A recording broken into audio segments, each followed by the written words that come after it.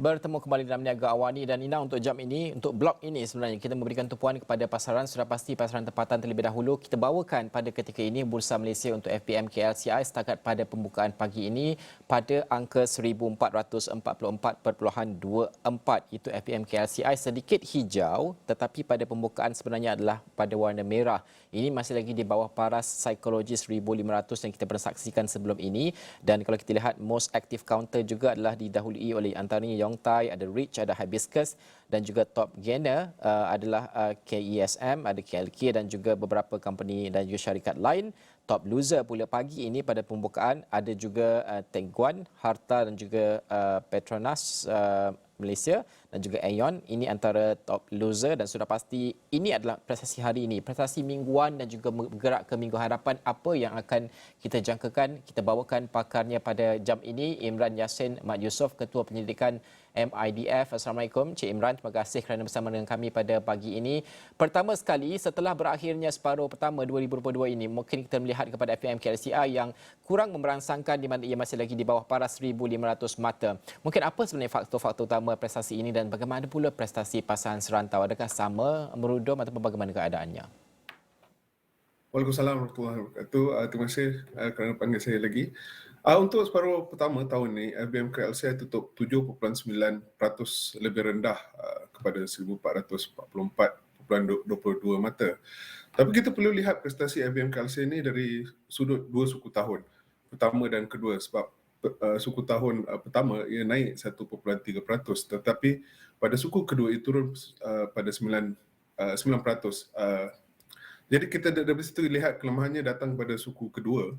Ini kerana aksi pihak Federal Reserve Amerika Syarikat untuk menjadi lebih agresif dengan menaikkan kadar faedah mereka dengan lebih tinggi daripada jangkaan pasaran.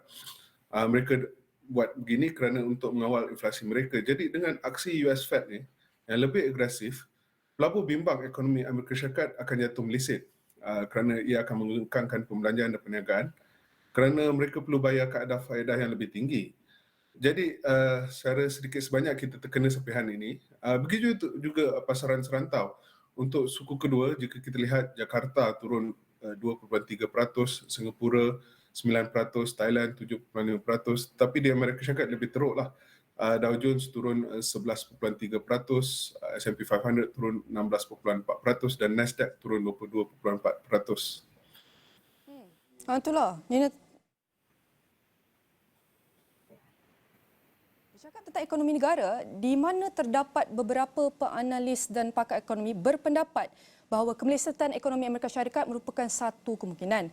Jadi bagaimana ia akan beri impak kepada ekonomi negara dan apakah unjuran MIDF Research untuk perubahan ekonomi negara buat tahun ini?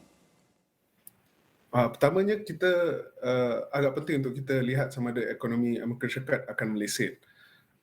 Kami berpendapat ekonomi Amerika Syarikat akan perlahan tetapi tidak meleset. Tetapi jika meleset sekalipun, kami jangkakan ia tidak memberi impak signifikan kepada ekonomi negara kita.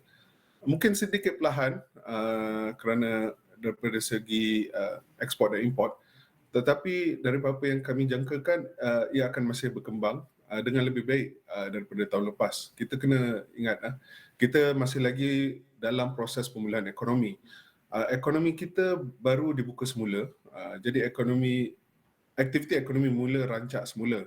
Kedua, harga komoditi tinggi akan memberi manfaat kepada negara.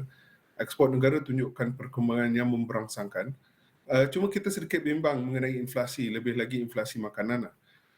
Tetapi kerajaan memberi pelbagai subsidi buat masa ini dan ini akan mengawal inflasi, tidak seperti di negara maju. Jadi kami kekal dengan jangkaan kami yang KDNK negara kita akan berkembang 6% pada tahun ini. Okey. Encik Imran, kalau kita lihat angka inflasi, segala faktor-faktor kita sebutkan ini, faktor luaran dan juga di luar kawalan kita dan sebagainya, sehinggalah kepada separuh pertama ini, bergerak ke separuh kedua, apa yang boleh kita jangkakan? MIDF Research sendiri, apa yang dijangkakan untuk separuh kedua, prestasi saham dan juga ekonomi sebesar sedikit? Kami bernampak agak menghairankan FBM KLCI berada pada paras sekarang lah. Kerana kita, seperti saya katakan tadi, ekonomi negara akan berkembang. Dan keberangkalian untuk meleset untuk ekonomi negara kita adalah rendah. Oleh ini pendapatan syarikat juga akan berkembang. Jadi di sini kita dapat lihat ia adalah masalah penilaian atau apa yang kita panggil valuation. Sangat rendah, parasnya seperti semasa negara dilanda krisis, tetapi kita tiada krisis pada masa ini. Jadi kami berpendapat bahawa paras penilaian akan kembali pulih dan ia akan memberi dorongan untuk pemulihan FBM KLCI. Jadi kami sasarkan FBM KLCI pada paras yang lebih tinggi, iaitu 1,600 mata pada akhir tahun ini. Okey, terima kasih Encik Imran kerana bersama dengan kami pada pagi ini. Itu Imran Yassin Mak Yusof, iaitu Ketua Pendidikan MIDF. Kita membincangkan tentang pergerakan bursa sepanjang minggu ini.